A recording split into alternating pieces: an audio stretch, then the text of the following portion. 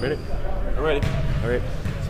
How did finals go, Sam? And what's this week been like for? What is this week like for a guy in the middle of a season? Well, I had 2 finals last week before the quote-unquote finals week started, so I got 2 out of the way early. And I had 2 this week, early in the week. So I've been done since late Tuesday night. So it's been good to get your brain a little rest here, and also let your body get a little more energy, a little more healthy. So it's kind of a weird transition period for athletes, but anytime you can get off your feet a little bit and just kind of relax is always good for you. And I think we got a lot of energy here for the second half of the year. Is my math right? 13 hours of sleep? Is that what you just said? Walking over here? Yeah. Oh yeah, last night I got a lot of sleep. Felt good, about 13 hours, and usually I don't sleep that much. Usually I sleep about 6, so I got double my usual amount. Well, I think a lot of people were talking about how this was the week that you were able to, with the ankle, use that time to your benefit. Were you able to do that? How much better do you feel? Yeah, I mean, we're just taking a day at a time, like I've always said. It's getting stronger. It's getting better. And we're doing a good job of staying on top of it and just attacking it as much as we can. It's hard for me because I want to be on it and refining my game and getting that getting my comfort level back. But at the same time, we gotta give it rest. So you got to find that happy medium of workload to rest. And we're trying different things every day. What have you seen out of a guy like Vito? You just tell him to take advantage of his opportunities when he gets in there? Yeah, he's one of those guys that can bring a lot to the table, but I think mentally you just got to slow down a little bit. And when he does that, he's a really good player. When he goes at his own pace and when he just takes his time with things, you can see it. I think he can realize how strong he can be, how much of a physical factor he can be inside, and then stepping out and hitting that 17-footer. Those are things we can use a lot. So he's just got to slow down a little bit, let the game come to him, and just do the little things really well. And if he does that, he'll help us a lot. You like the breaks, and it's obviously good to feel, but are you itching to get back on the floor and play? I am a little bit, but at the same time, it's always good to get healthy. And I think we have 16 guys that can say that. We want to play in games, but at the same time, you got to realize it's a long season, and we want to be fresh come March and April. And this second half of the season now is going to be a big stretch for us, and we have a lot of games, and then the Big Ten season starts. So it's going to take all hands on deck, and the healthier we are, the better. What have you seen from Cal so far? They're a good team. They got a lot of talented players. And they can bring a lot of problems for a lot of teams. They're 9-1 for a reason.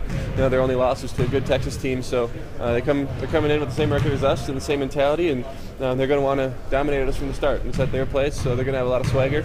And we just got to go out there and play our game. You guys have traveled before to play some good teams.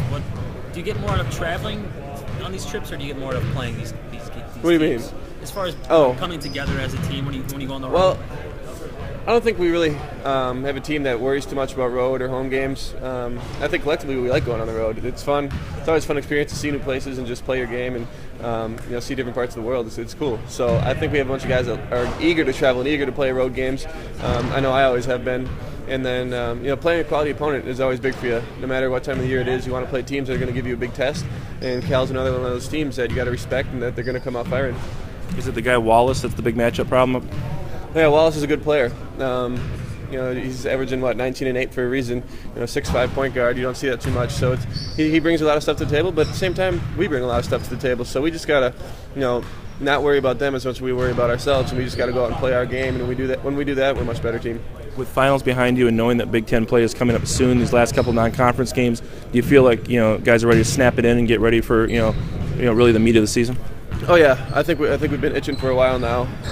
We got some games out of the way this past week that we were able to get everyone in, get everyone playing, and get a little confidence back. And now I think we can transition that into some bigger games here, like we go on the road, and then a good Buffalo team coming in, and then Big Ten season starts right up. So we got to take advantage of these last few games here in the non-conference schedule, and make sure we're ready for Big Ten play.